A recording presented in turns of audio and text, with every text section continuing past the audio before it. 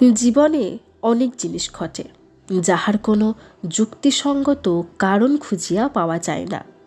তাহাকে আমরা অতিপ্রাকৃত বলিয়া অভিহিত করি। জানি না, হয়তো খুঁজিতে জানিলে তাহাদের সহজ ও সম্পূর্ণ স্বাভাবিক কারণ বাহির করা যায়। মানুষের বিচার, বুদ্ধি ও অভিজ্ঞতা লব্ধ কারণগুলি ছাড়া অন্য কোনো কারণ হয়তো তাহাদের থাকিতে পারে। ইহা লইয়া তর্ক উঠাইব না, শুধু এইটুকু বলিব, সেরূপ কারণ যদিও থাকে, আমাদের মতো সাধারণ মানুষের দ্বারা তাহার আবিষ্কার হওয়া সম্ভব নয় বলিয়াই তাহাদিগকে অতিপ্রাকৃত বলা হয়। আমার জীবনে একবার এইরূপ একটি ঘটনা ঘটিয়াছিল, যাহার যুক্তিযুক্ত কারণ তখন বা আজ কোনো দিনই খুঁজিয়া পাই নাই। পাঠকদের কাছে তাই সেটি বর্ণনা করিয়াই আমি খালাস।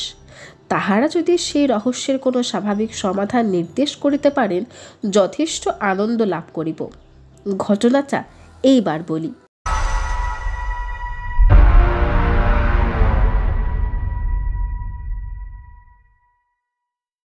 দ্য বং স্টোরি চ্যানেলে আপনাদের সকলকে স্বাগত। আশা করছি আপনারা সকলেই ভীষণ ভালো আছেন। কাল পয়লা বৈশাখ, আমাদের বাংলা বছরের শুরু। এই নতুন বছর আপনাদের ভীষণ ভালো কাটুক, আপনারা খুব আনন্দের সঙ্গে কাটান আর আমাদের সঙ্গে থাকুন, যাতে আমরা আপনাদের সুন্দর সুন্দর নতুন নতুন গল্প শোনাতে পারি। তার জন্য আপনাদের কিন্তু আমাদের সাথে অবশ্যই থাকতে হবে। এই সপ্তাহে আপনারা শুনবেন বিভূতিভূষণ বন্দ্যোপাধ্যায়ের রঙ্কনী দেবীর খড়গ। তাহলে চলুন শুরু করা যাক।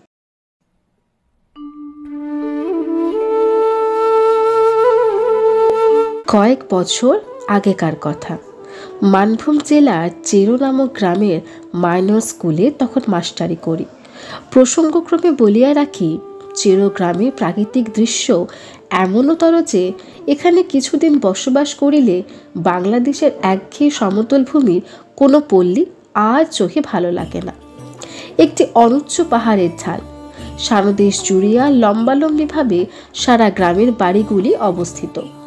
সর্বশেষ সারি বাড়িগুলির খিড়কি দরজা খুলিলেই দেখা যায় পাহাড়ের ওপরকার শাল, মহুয়া, কুরুচি, বিল্লবৃক্ষের পাতলা জঙ্গল, একটা সুবৃহৎ বটগাছ ও তাহার তলায় বাঁধানো বেদি, ছোট বড় শিলাখণ্ড ও ভেলা কাটার ঝোপ।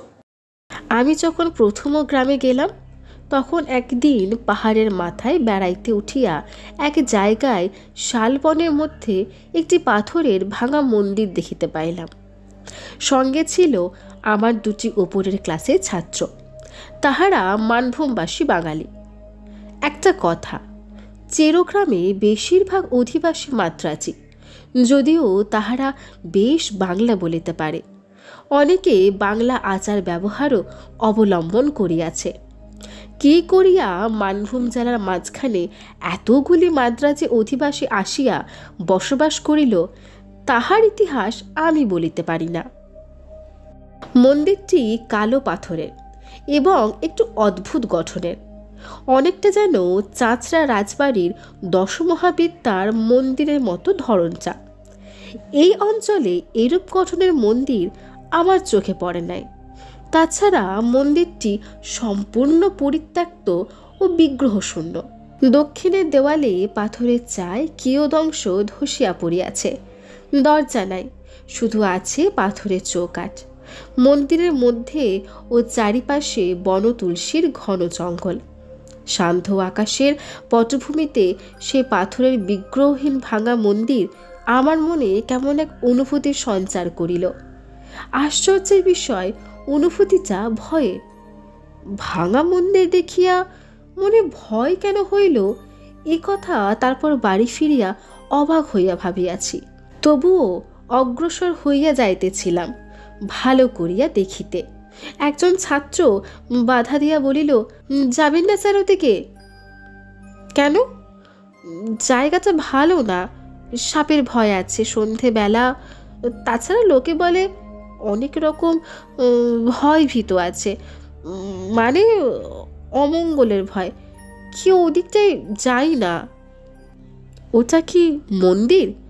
ওটা রঙ্কিনী দেবীর মন্দির, কিন্তু আমাদের গায়ের বুড়ো লোকেরাও কোনো দিন ওখানে পুজো হতে দেখেনি, মূর্তিও নেই বহুকাল, ওই রকম জঙ্গল হয়েই পড়ে আছে আমাদের বাপ ঠাকুরদার আমলের আগের থেকে। আচ্ছা এখন চলুন স্যার, নামি। ছেলে দুটো যেন একটু বেশি তাড়াতাড়ি করিতে লাগিল। রঙ্কিনী দেবী বা তাহার মন্দির সম্বন্ধে দু একজন বৃদ্ধ লোককে ইহার পর প্রশ্নও করিয়াছিলাম, কিন্তু আশ্চর্যের বিষয় লক্ষ্য করিয়াছি তাহারা কথাটা এড়িয়া যাইতে চায়, যেন আমার মনে হইয়াছে রঙ্কিনী দেবী সংক্রান্ত কথাবার্তা বলিতেও তাহারা ভয় পায়। আমিও আর সে বিষয়ে কাহাকেও কিছু জিজ্ঞাসা করা ছাড়িয়া দিলাম। বছরখানেক কাটিয়া গেল।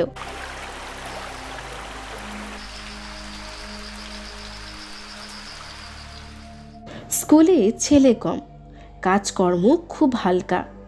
অবসর সময়ে এ গ্রামে ও গ্রামে বেড়াইয়া এ অঞ্চলে প্রাচীন পট, পুঁথি, ঘট ইত্যাদি সংগ্রহ করিতে লাগিলাম। এ বাতিক আমার অনেক দিন হইতেই আছে। নতুন জায়গায় আসিয়া বাতিকটা বাড়িয়া গেল। চেরোগ্রাম হইতে মাইল ৫-৬ দূরে জয়চণ্ডী পাহাড়। এখানে খাড়া উঁচু একটা অদ্ভুত গঠনের পাহাড়ের মাথায় জয়চণ্ডী ঠাকুরের মন্দির আছে। পৌষ মাসে বড় মেলা বসে। বিএম তার লাইনের একটা ছোট স্টেশনও আছে এখানে।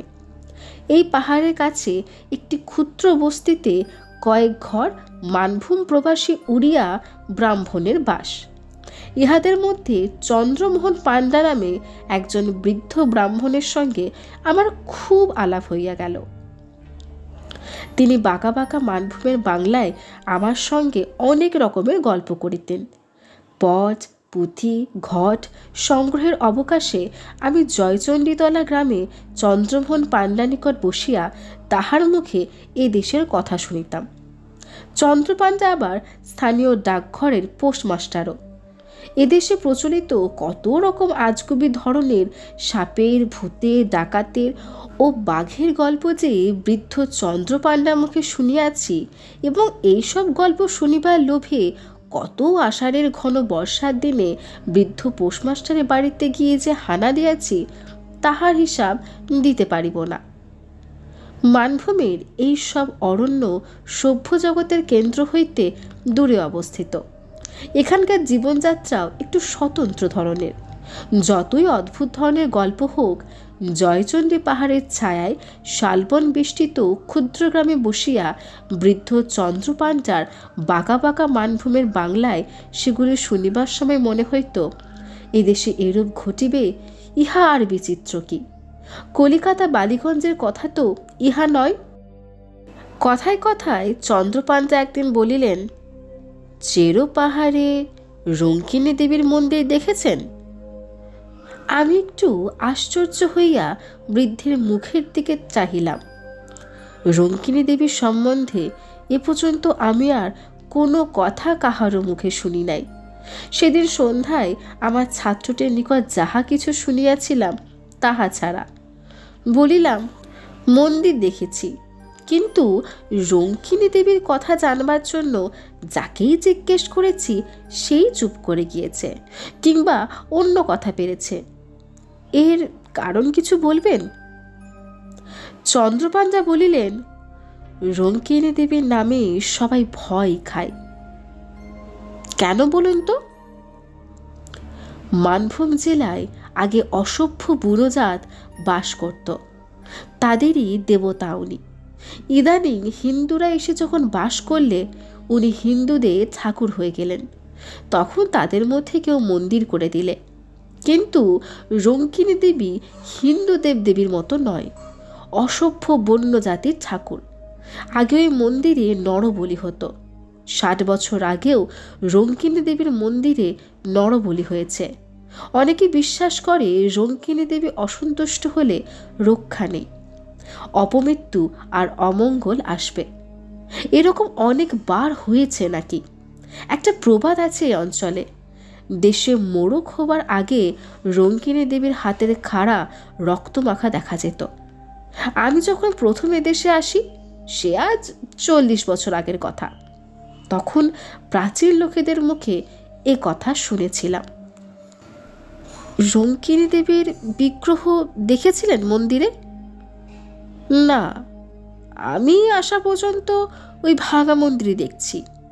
এখান থেকে কারা বিগ্রহটি নিয়ে যায় অন্য কোনো দেশে। রঙ্কিনী দেবীর এসব কথা আমি শুনতাম ওই মন্দিরের সেবায়িত বংশের এক বৃদ্ধের মুখে। তার বাড়ি ছিল ওই চেরো গ্রামে।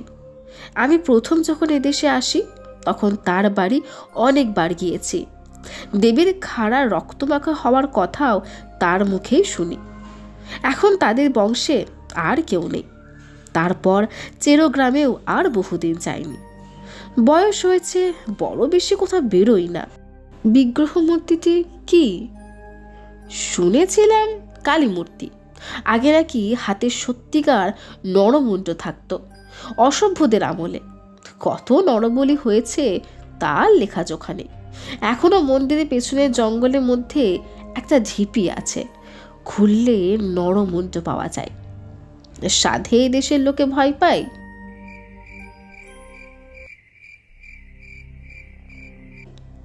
শুনিয়া সন্ধ্যার পরে জয়চণ্ডীতলা হইতে ফিরিবার পথে আমারই গা ছমছম করিতে লাগিল। আরও বছর 2 সুখে দুঃখে কাটিল। জায়গাটা আমার এত ভালো লাগছিল যে হয়তো সেখানে আরও অনেক দিন থাকিয়া যাইতাম।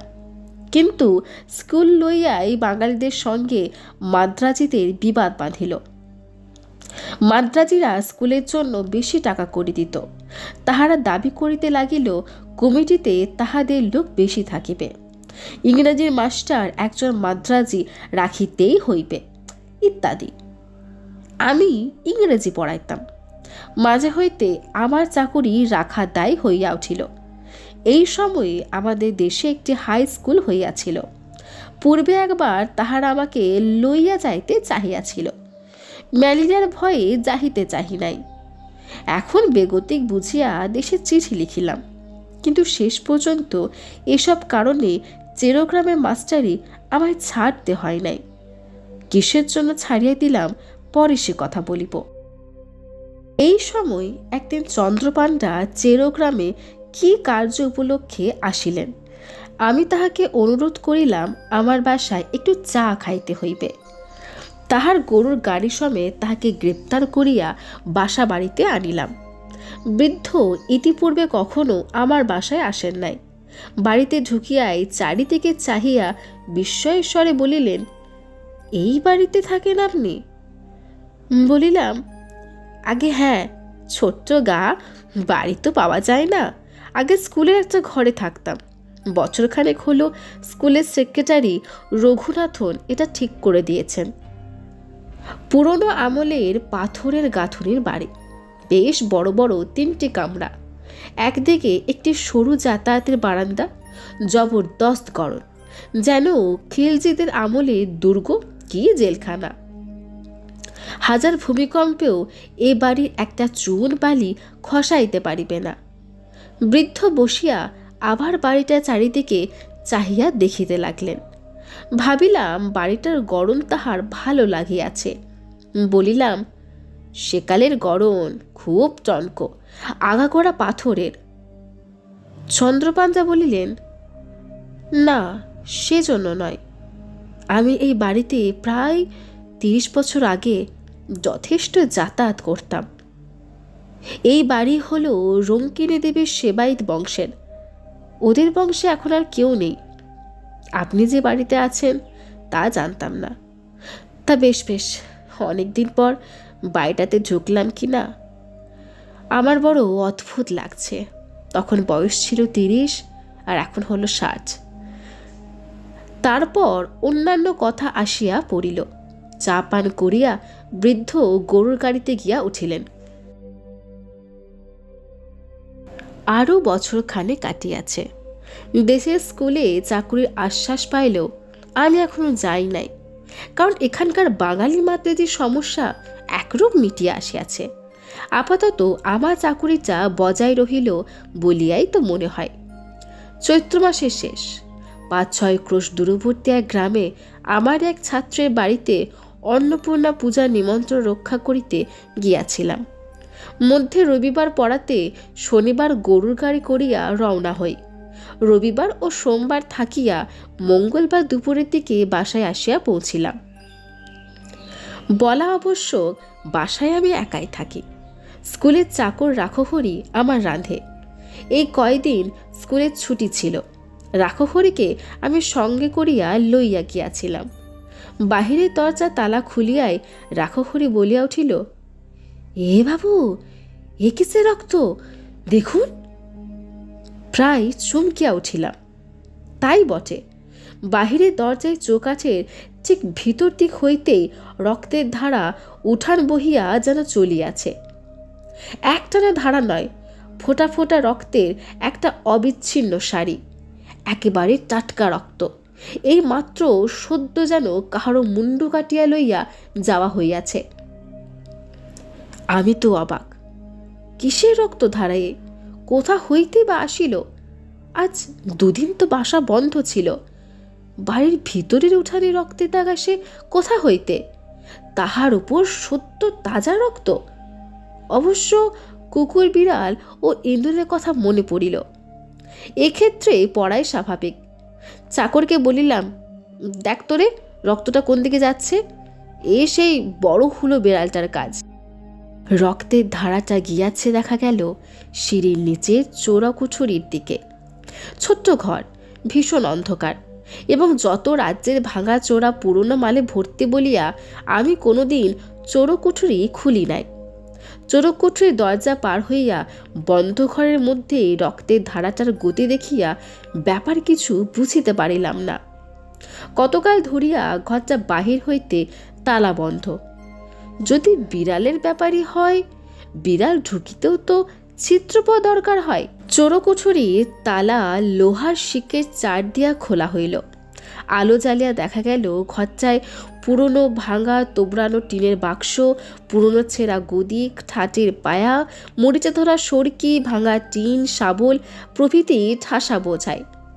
ঘরের মেঝেতে সোজা রক্তের দাগ। এক কোণের দিকে গিয়াছে। রাখহরি খুঁজিতে খুঁজিতে হঠাৎ চিৎকার করিয়া বলিয়া উঠিল, এ কি বাবু, এতে কি করে এমন ধারা রক্ত লাগলো? তারপর সে কি একটা জিনিস হাতে তুলিয়া ধরিয়া বলিল, দেখুন, কাণ্ডটা দেখুন বাবু। জিনিসটাকে হাতে লইয়া সে বাহির আসিতে তাহার হাতের দিকে চাহিয়া আমি চমকিয়া উঠিলাম।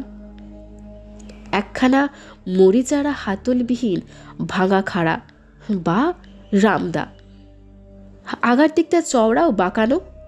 বড় চওড়া ফলাটা তাজা রক্তের টকটকে রাঙা। একটু আধটু রক্ত নয়, ফলাতে আগা গোড়া রক্ত মাখানো। মনে হয় যেন খাড়াখানা হইতে এখনই টপ টপ করিয়া রক্ত ঝরিয়া পড়িবে। সেই মুহূর্তে একসঙ্গে আমার অনেক কথা মনে হইল।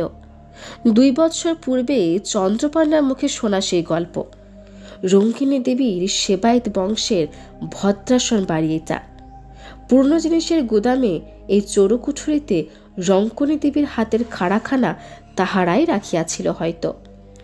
মড়কের আগে বিগ্রহের খাড়া রক্তমাখা হওয়ার প্রবাদ। আমার মাথা ঘুরিয়া উঠিল। মোড়ক কোথায় ভাবিতে পারিতাম যদি সময় পাইতাম সন্দেহ করিবার, কিন্তু তাহা পাই নাই। পরদিন সন্ধ্যার সময় চেরোগ্রামে প্রথম কলেরা রোগীর খবর পাওয়া গেল।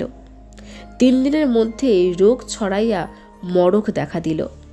প্রথমে চেরো, তারপর পাশের গ্রাম কাজরা, ক্রমে জয়চণ্ডীতলা পর্যন্ত মোড়ক বিস্তৃত হইল। লোক মরিয়া ধুল ধাবার হইতে লাগিল।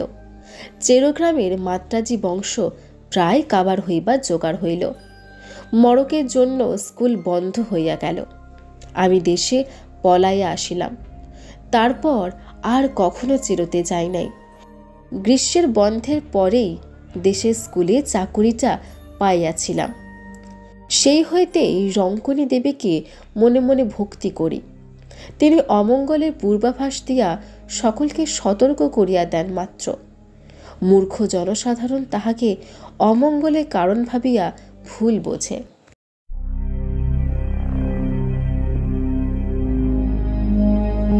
দ্য বং স্টোরি চ্যানেলে এই সপ্তাহে আপনারা শুনলেন বিভূতিভূষণ বন্দ্যোপাধ্যায় রচিত রঙ্কিনী দেবীর খড়গ। এটা একটা ছোট্ট গল্প ছিল, তবুও আশা করছি আপনাদের এই গল্প ভালো লেগেছে। যদি আপনাদের এই গল্প ভালো লেগে থাকে অবশ্যই আমাদের জানাবেন আপনার কেমন লেগেছে। আর আপনার যদি কোনো গল্প মনে হয় এটা অডিও স্টোরি করলে বেশ ভালো হয়, তবে অবশ্যই আমাদের জানাবেন। আমাদের মেল আইডি আমাদের ডেসক্রিপশন বক্সে দেওয়া আছে।